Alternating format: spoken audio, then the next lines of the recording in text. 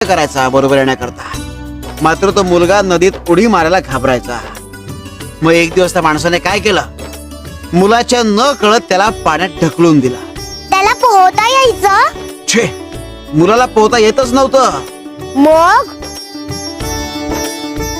तो पाण्यात पडला, हातपाय मारायला लागला. मग आता तो मुलगा बुडणार. त्या क्षणी त्या वडिलांनी त्याला बाहेर काढला. पुन्हा एकदा वडिलांनी मुलाच्या न कळत त्याला पाण्यात ढकलला. आता आम्हाला सांग, ह्या वेळी मुलाने किती वेळ तग धरला असेल? त्याने पुन्हा तेवढाच वेळ तग धरला असेल.